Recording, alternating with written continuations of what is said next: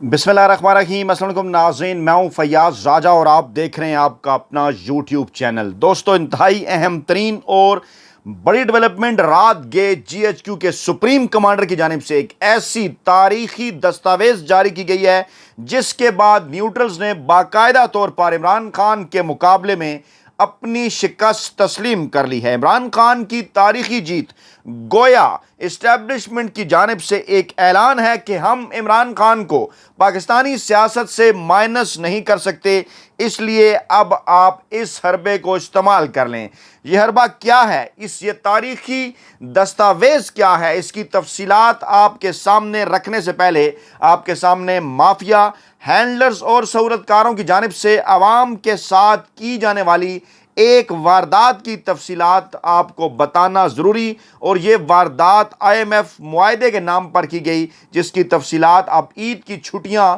ख़त्म होने के बाद, वर्किंग डे शुरू होने के बाद आहिस्ता आहिस्ता अब इसकी तफसीलात सामने आ रही हैं। जनाब, दो अहम तरीन चीज़ें IMF के साथ मुआहदे के नाम पर पाकिस्तानी अवाम के साथ जो हाथ किया गया, जो बड़ा धोखा किया गया, लेकिन बड़े एंकरों, वेले कलम निगारों और मुलाजम सहाफ़ियों की जानिब से इस पर शादियाने बजाए जा रहे हैं। पहले इसकी तफसीलात पर बात करेंगे, फिर आपको लेकर जाएंगे कि हम इमरान खान को माइनस नहीं कर सकते, कैसे GHQ के सुप्रीम कमांडर ने अहम तरीन तारीखी दस्तावेज़ पर दस्तखत कर दिए और ये कप्तान की तारीखी जीत और पाकिस्तानी इस्टेब्लिशमेंट की तारीखी शिकस्त करार दी जा रही है, जैसा कि 75 बरसों में कभी नहीं हुआ। लेकिन पहले बात कर लें IMF के मुआहदे के हवाले से। जनाब, 12 जुलाई को IMF एग्जीक्यूटिव बोर्ड इजलास है और उससे कबल कुछ ऐसी शराइत पाकिस्तान ने पूरी करनी है जो कि पाकिस्तानी अवाम की पीठ में छुरा घोंपने के मुतरादिफ हैं।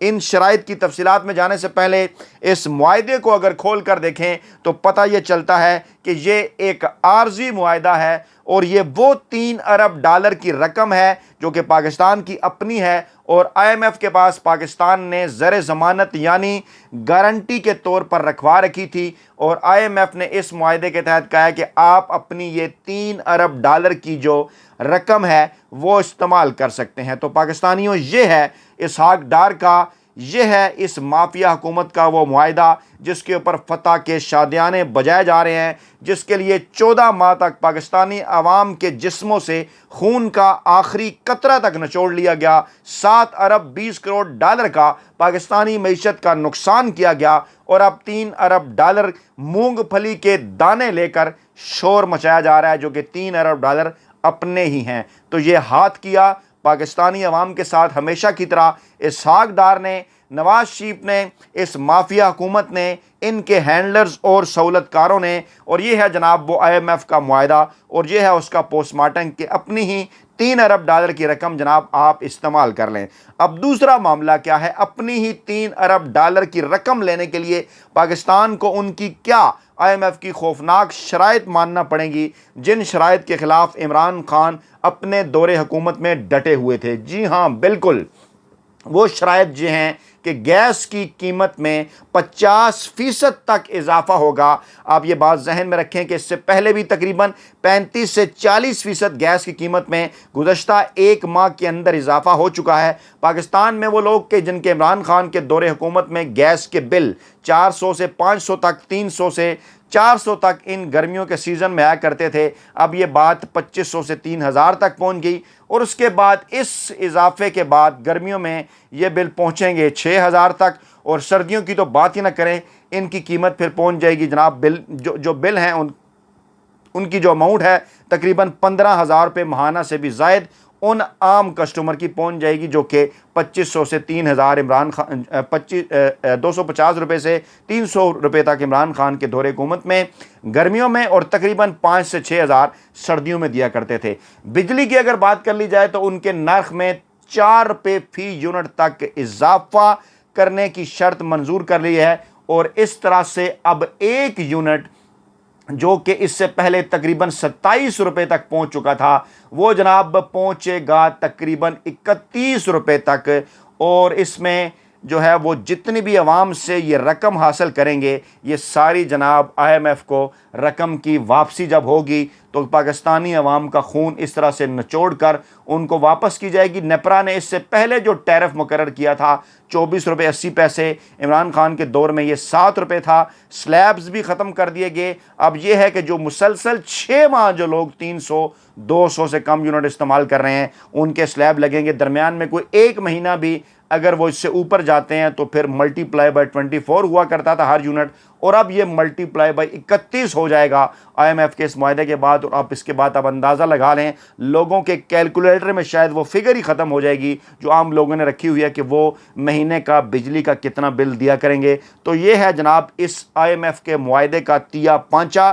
یہ ہے وہ بڑی واردات جو اس معاہدے کے نام پر پاکستانی عوام کے ساتھ کی گئی، اور اگلی آنے والی حکومت کے لیے گڑھا بھی کھودا گیا کہ اگر ہماری حکومت آ جائے تو چلیں اس کو ہم چلا لیں گے، اور اگر کسی اور کی حکومت آ جائے تو پھر کہیں گے دیکھیں جناب عمران خان نے عوام کے خلاف کتنی جو ہے وہ مہنگائی کر دی ہے۔ اب آپ کو لے کر چلتے ہیں اس تاریخی دستاویز کی جانب۔ آپ ہمیشہ یہ بات کرتے ہیں جناب کہ آپ اپنی ویڈیو ایک ڈیفرنٹ اینگل کے ساتھ کرتے ہیں، اور خبر کے اندر کی جو خبر ہوتی ہے اس کے اندر جو چھپی ہوئی بات ہے وہ آپ کے سامنے لاتے ہیں۔ تو جناب ایسا ہی ہے، اگر میں آپ کو یہ بات کر دوں کہ جناب نیم آرڈیننس کے اندر جو ہے وہ ترمیم کر دی گئی، اور اب اتنے دن کی بجائے اتنے دن گرفتاری ہوگی، یا عمران خان کو گرفتار کرنے کا پلان بنا لیا گیا، تو یہ تو آپ کئی جگہ پر سن چکے، سوشل میڈیا کے اوپر بھی، باقی جگہ پر بھی۔ اس کے اندر کی خبر کیا ہے وہ ہے میرا اصل مقصد آپ کے سامنے لانے کا، اس اینگل کے سامنے آپ کے سامنے ویڈیو رکھنے کا۔ تو جناب تمام تر کوششوں کے باوجود،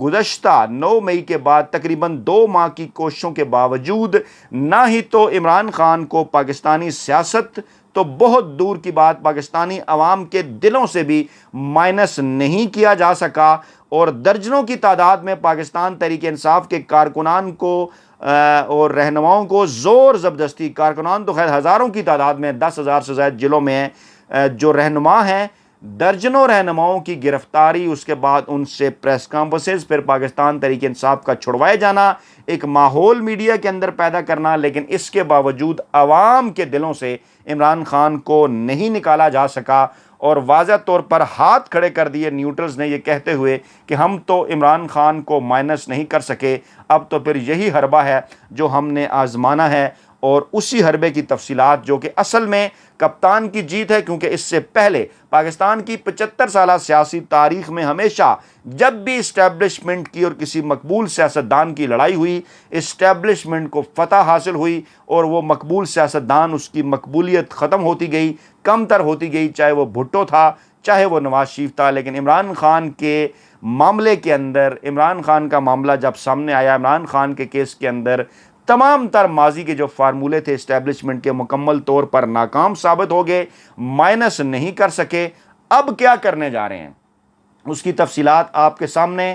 کرنے جناب یہ جا رہے ہیں کہ قائم مقام صدر پاکستان، افواج پاکستان کے سپریم کمانڈر یعنی GHQ کے سپریم کمانڈر ہوا کرتے ہیں، اور ان کی جانب سے رات کی تاریکی کے اندر نیب ترمیمی آرڈیننس جاری کیا گیا، صرف اور صرف عمران خان کو سامنے رکھ کر رات کے اندھیرے میں ایوان صدر کھلوا کر یہ کارروائی ڈالی گئی، جو اصل میں نیوٹرلز کی شکست ہے اور عمران خان کی جیت ہے، حق کی جیت ہے۔ کیا کارروائی ڈالی گئی کہ ملزم کو 14 دن کی بجائے 30 دن کے جسمانی ریمانڈ پر اب رکھا جائے گا، اور اس سے پہلے آپ دیکھیں کہ اپنے لیے نیب کے اندر انہوں نے کتنی سہولتیں ڈھونڈیں، خود اس کو 14 روز کے ریمانڈ تک لائے، پتہ نہیں کتنے دنوں سے کم کر کے، دیگر تمام فوائد بھی اٹھائے۔ اس 1 سال کے عرصے میں عمران خان کہتے تھے کہ یہ اپنے آپ کو NRO دینے کے لیے آئے ہیں، ایسا ہی ہوا، لیکن اب قائم مقام صدر صادق سنجرانی نے قومی احتساب بیورو نیب ترمیمی آرڈیننس 2023 رات کے اندھیرے میں جاری کیا۔ اس کے لیے پوری ایک باقاعدہ طور پر کارروائی ڈالی، نیب ترمیمی آرڈیننس پر انہوں نے دستخط کیے، آرڈیننس وزیر اعظم کے ایڈوائس پر جاری کیا کہ اب گرفتار ملزم کو 14 کی بجائے 30 دن تک جسمانی ریمانڈ پر رکھا جا سکے گا، اور چیئرمین نیب تفتیش کے دوران بھی ملزمان کے وارنٹ گرفتاری جاری کر سکیں گے، جو کہ ایک غیر آئینی اور غیر قانونی اقدام ہوگا۔ اور ذرائع وزارت قانون انصاف کے مطابق